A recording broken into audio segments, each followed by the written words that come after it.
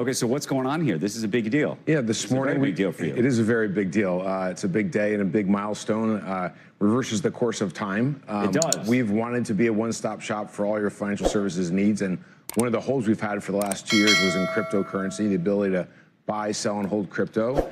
We were not allowed to do that as a bank. It was not permissible. But in March of this year, the OCC came out with an interpretive letter that it's now permissible for banks like SoFi to offer cryptocurrencies. So this morning we're launching as the only national bank, the first and only national bank, the opportunity to buy, sell, and hold cryptocurrencies like Bitcoin, Ethereum, and Solana. So I was going to ask, are we just talking about 3 for now? We'll expand well beyond 3. It'll be a pretty broad assortment. We try to differentiate on being fast, having broad selection, great prices, ease of use. So we'll try to give members, SoFi members, as much selection as they would like. And what's the difference between going through you and going through Coinbase or going through Robinhood or somebody else? Yeah, there's a couple of really big differences. First, we're a nationally chartered bank, which means we have the infrastructure, the processes, the financial conditions that provides the safeguards that a consumer would expect from a bank, which is going to allow us to scale responsibly. The second thing is because we are a one-stop shop, you can do all your banking, checking, and savings at SoFi, your borrowing, and your investing, and now crypto. And one of the unique things about that is when you come to SoFi and fund your crypto investments, you'll fund them in a SoFi checking and savings account.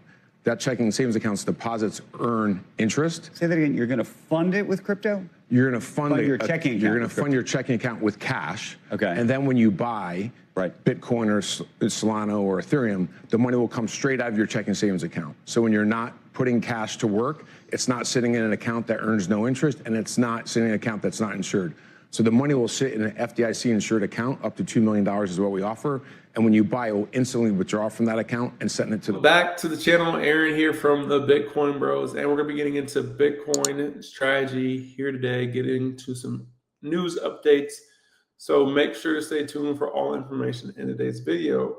And as you guys can see, strategy is down a little bit today, around 1.3%, down at around 235. And you can see a 3-month return is 41%, 1-year return is negative 31%.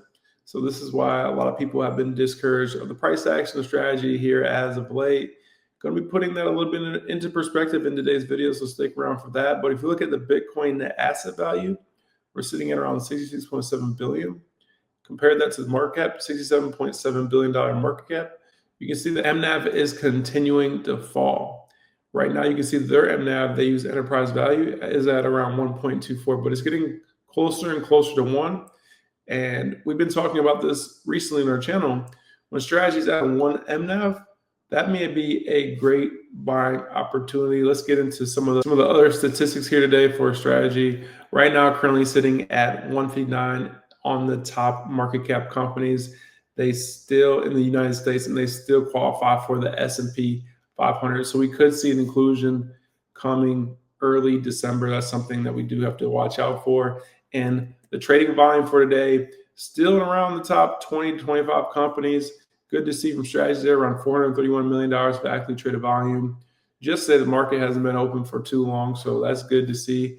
And trading with some of the biggest companies in the world. And this may be showing you where strategy is going in the future. And, you know, a lot of you guys on our channel that watch these videos, you know, the comment section has been, hey, the price action going down. Why are you guys still making videos?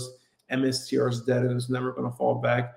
And it just goes to show that a lot of you guys are either traders or you don't have a long time horizon when investing in strategy. I mean, when you look at where strategy is at compared to Bitcoin since 2023, this is strategy. Strategy's up 1,500% since 2023 versus Bitcoin being up around 500%. So it's still done a 3x higher return versus Bitcoin since 2023. And we can pull this forward to even 2024. Since 2024, Bitcoin's up 142%, and strategy is still up 233%. It doesn't get until this year, if you're looking at year to date, early or late last year, around November, that's when you start to see Bitcoin really start to outperform strategy in the short-term time frame. So we've always talked about having at least a 4-year time horizon when investing in MSTR or even Bitcoin itself, because we're going to go through boom and bust cycles. The volatility is definitely going to be there. And there's going to be times like right now where you feel like the stock is never going to go up again, but that is just not the case. Bitcoin will go up again and strategy will go up again. I'm not saying that Bitcoin can't go into a bear market. That can definitely happen, and Bitcoin and strategy could both go down even further than where they're at right now. But if you have a 5 to 10 year time horizon, Bitcoin has never lost anybody any money over a 4-year time horizon. So that is our thesis. You got to have a long-term mindset when investing in strategy. And then to bring up some other news here, you have Vice President Xiaowei Ming of strategy. He just sold around $1.32 million worth of strategy shares at around 250. So this obviously is not good to see, but without context, you don't really know what this means. You could be doing this for tax purposes. You could be, rotating into STRC and one of the other preferreds, or maybe just to pay off bills. It's kind of hard to see the full picture here when you also don't know how many shares he holds either, but just some insider selling there. And then also wanted to share this with you guys. For any of you guys that have been interested in STRC and you got in early, STRC was trading around $84 and now it's all the way up to $100 and you're still getting that dividend. So that's been a great short-term investment for anybody that got into STRC early. And I also want to share with you with this, guys, because there may be a equivalent offering in the market from Strive. They have their new product called SATA. And you can go down the list here. You can see how it is very, very similar to STRC. And their price target, they're looking to have SATA in between, is $95 to $105.